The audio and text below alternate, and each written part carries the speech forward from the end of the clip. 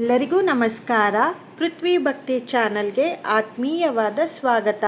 ಶ್ರಾವಣ ಮಾಸ ಬಂತೆಂದರೆ ಧಾರ್ಮಿಕ ಚಟುವಟಿಕೆಗಳು ಮತ್ತು ಹಬ್ಬಗಳ ಸಡಗರ ಶುರುವಾಗುತ್ತೆ. ಈ ಶ್ರಾವಣ ಮಾಸದಲ್ಲಿ ಬರುವಂತಹ ಅತ್ಯಂತ ಪವಿತ್ರವಾದ ವ್ರತ ಎಂದರೆ ಮಂಗಳಗೌರಿ ವ್ರತ. ಹೊಸದಾಗಿ ಮದುವೆಯಾದ ಹೆಣ್ಣು ಮಕ್ಕಳು ತಮ್ಮ ಮುತ್ತೈದೆತನದ ಸುಖ ಸಂಪತ್ತು ಹಾಗೂ ಗಂಡನ ಆರೋಗ್ಯಕ್ಕಾಗಿ ಈ ಪೂಜೆಯನ್ನು ಅತ್ಯಂತ ಶ್ರದ್ಧೆಯಿಂದ ಮಾಡುತ್ತಾರೆ. ಈ ಪೂಜೆಯನ್ನು ಏಕೆ ಮಾಡಬೇಕು, ಗೌರಿಯನ್ನು ಹೇಗೆ ಕುಳಿಸಬೇಕು, ತಂಬಿಟ್ಟಿನ ಆರತಿ ಇಡುವ ವಿಶೇಷ ಸಂಪ್ರದಾಯವೇನು, ಎಷ್ಟು ವರ್ಷಗಳ ಕಾಲ ಮಾಡಬೇಕು ಎಂಬುವ ಸಂಪೂರ್ಣ ಮಾಹಿತಿಯನ್ನು ಸರಳವಾಗಿ ಈ ವಿಡಿಯೋದಲ್ಲಿ ತಿಳಿದುಕೊಳ್ಳೋಣ. ಈ ವರ್ಷ ಅಂದರೆ 2026ರಲ್ಲಿ ಶ್ರಾವಣ ಮಾಸವು ಆಗಸ್ಟ್ 13ರಿಂದ ಪ್ರಾರಂಭವಾಗಲಿದ್ದು ಸೆಪ್ಟೆಂಬರ್ 11ರ ತನಕ ಇರುತ್ತೆ. ಈ ಶ್ರಾವಣ ಮಾಸದಲ್ಲಿ ನಮಗೆ ಒಟ್ಟು 4 ಮಂಗಳವಾರಗಳು ಸಿಗುತ್ತವೆ. ಮೊದಲನೇ ಮಂಗಳಗೌರಿ ಪೂಜೆ ಮಾಡಲು ಆಗಸ್ಟ್ 18, ಎರಡನೇ ಪೂಜೆ ಆಗಸ್ಟ್ 25, ಮೂರನೇ ಪೂಜೆ ಸೆಪ್ಟೆಂಬರ್ 1 ಹಾಗೂ ನಾಲ್ಕನೇ ಹಾಗೂ ಕೊನೆಯ ಪೂಜೆ ಸೆಪ್ಟೆಂಬರ್ 8. ಈ 4 ಮಂಗಳವಾರಗಳಂದು ನಿಯಮಾನುಸಾರವಾಗಿ ಮಂಗಳಗೌರಿ ಪೂಜೆಯನ್ನು ಅತ್ಯಂತ ಶ್ರದ್ಧೆಯಿಂದ ನೆರವೇರಿಸಬಹುದು. ಶ್ರಾವಣ ಮಾಸದ ಪ್ರತಿಯೊಂದು ಮಂಗಳವಾರದಂದು ಈ ಮಂಗಳಗೌರಿ ವ್ರತವನ್ನು ಆಚರಿಸಲಾಗುತ್ತೆ.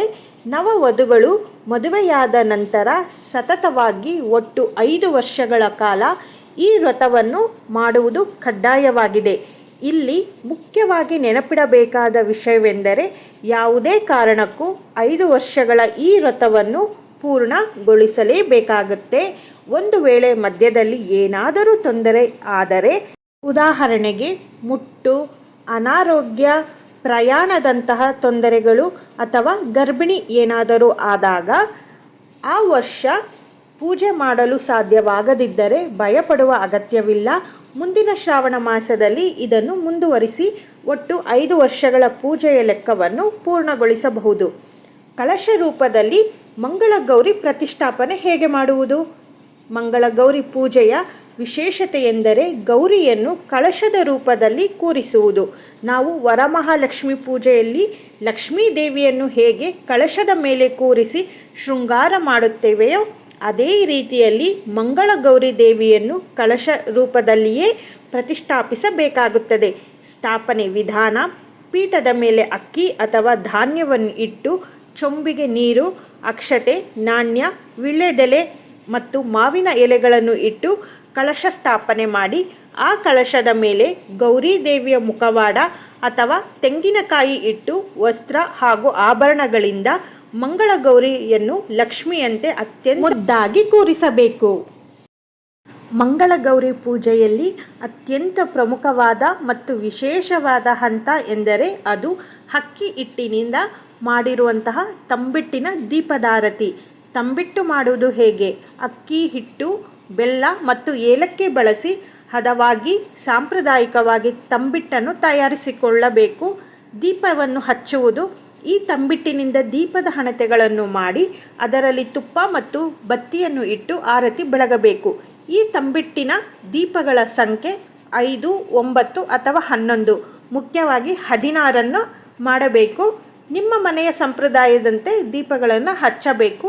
ಮೊದಲೇ ಹೇಳಿದಾಗೆ ಮುಖ್ಯವಾಗಿ 16 ಅಕ್ಕಿ ಹಿಟ್ಟಿನಿಂದ ಮಾಡಿದ ತಂಬಿಟ್ಟಿನ ಆರತಿಯನ್ನು ಮಂಗಳ ದೇವಿಗೆ ಮಾಡಬೇಕಾಗುತ್ತೆ. ಮಂಗಳಗೌರಿ ದೇವಿಗೆ ಈ ಅಕ್ಕಿ ಹಿಟ್ಟಿನ ತಂಬಿಟ್ಟಿನ ಆರತಿ ಬೆಳಗುವುದರಿಂದ ಮನೆಯಲ್ಲಿ ಮಂಗಳಕರ ವಾತಾವರಣ ಉಂಟಾಗುತ್ತೆ ಮತ್ತು ದೇವಿಯ ಕೃಪೆ ಸದಾ ಇರುತ್ತೆ. ಮಂಗಳಗೌರಿಯ ಪೂಜೆಯ ಇನ್ನೊಂದು ಪ್ರಮುಖ ಆಚರಣೆ ಎಂದರೆ ಕಣ್ಕಪ್ಪು. ಇದನ್ನು ಕಪ್ಪು ಮಸಿ ಎಂದು ಹೇಳುವುದಿಲ್ಲ, ಗೌರಿಯ ಕಣ್ಣು ಕಪ್ಪು ಎಂದೇ ಕರೆಯಲಾಗುತ್ತೆ.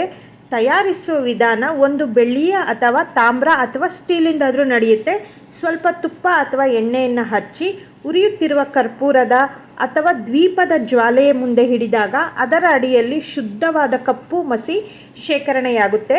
ಇದನ್ನು ಬಳಸುವ ವಿಧಾನ: ಈ ಕಪ್ಪನ್ನು ಮೊದಲು ಮಂಗಳಗೌರಿ ದೇವಿಗೆ ದೃಷ್ಟಿ ಬಟ್ಟಿನಂತೆ ಹಾಗೂ ಕಣ್ಣಿಗೆ ಇಡಬೇಕಾಗುತ್ತೆ.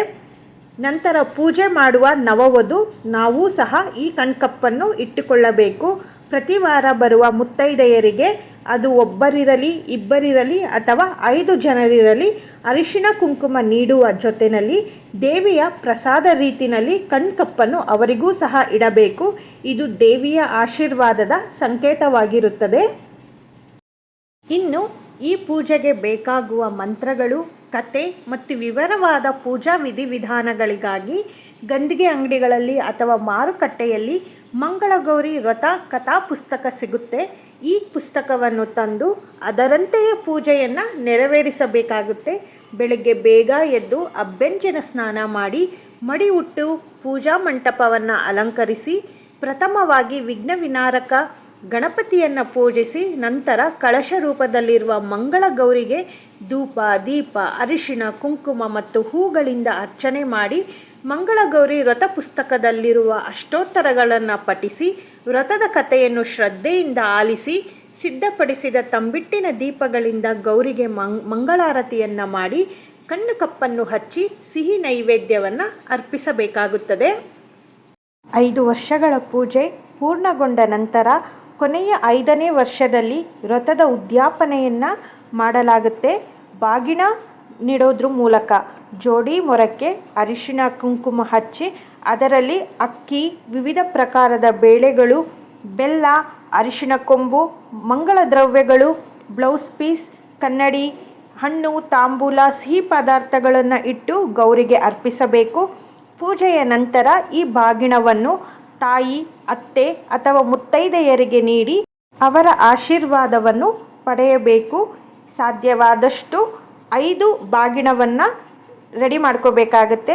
1 ಬಾಗಿಣ ಮಂಗಳಗೌರಿಗೆ ಅರ್ಪಿಸಿ 4 ಬಾಗಿಣಗಳಲ್ಲಿ 1 ತಾಯಿ ಅಥವಾ ಅತ್ತೆಗೆ ಅರ್ಪಿಸಿ ಮಿಕ್ಕಿದ್ದನ್ನು ಮುತ್ತೈದೆಯರಿಗೆ ನೀಡಬಹುದು. ಮಂಗಳಗೌರಿಗೆ ಅರ್ಪಿಸಿದ ಬಾಗಿಣವನ್ನು ಪೂಜೆಯೆಲ್ಲ ಆದ ನಂತರ ಸ್ವತಃ ನೀವೇ ಅದನ್ನು ಬಳಸಬಹುದಾಗುತ್ತೆ. ಇನ್ನು ಮಂಗಳಗೌರಿ ದೇವಿಗೆ ಅತ್ಯಂತ ಪ್ರಿಯವಾದ ನೈವೇದ್ಯದ ವಿಷಯಕ್ಕೆ ಬಂದರೆ ಗೌರಿಗೆ ಗೋಧಿ ಹುಗ್ಗಿ ಎಂದರೆ ಅತ್ಯಂತ ಪ್ರೀತಿ.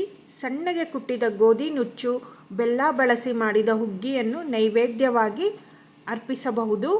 ಇದರೊಂದಿಗೆ ಸಾಂಪ್ರದಾಯಿಕವಾಗಿ ತಯಾರಿಸಿದ ಮೊಸರನ್ನಕ್ಕೆ ಕೆಂಪು ದಾಳಿಂಬೆ ಕಾಳುಗಳನ್ನು ಬೆರೆಸಿ ದೇವಿಗೆ ನೈವೇದ್ಯವಾಗಿ ಅರ್ಪಿಸಲಾಗುತ್ತದೆ. ಈ ವಿಶೇಷ ನೈವೇದ್ಯಗಳನ್ನು ಗೌರಿಗೆ ಅರ್ಪಿಸುವುದರಿಂದ ಮನೆಯಲ್ಲಿ ಧಾನ್ಯ ಮತ್ತು ಸಂತಾನ ವೃದ್ಧಿಯಾಗುತ್ತದೆ ಎಂಬ ನಂಬಿಕೆ ಇದೆ.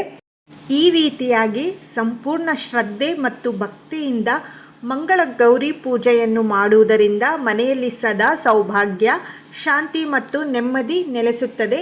ಈ ಮಾಹಿತಿ ನಿಮಗೆ ಉಪಯುಕ್ತವೆನಿಸಿದರೆ ವಿಡಿಯೋಗೆ ಲೈಕ್ ಮಾಡಿ, ನಿಮ್ಮ ಸ್ನೇಹಿತರು ಮತ್ತು ಕುಟುಂಬದೊಂದಿಗೆ ಶೇರ್ ಮಾಡಿಕೊಳ್ಳಿ.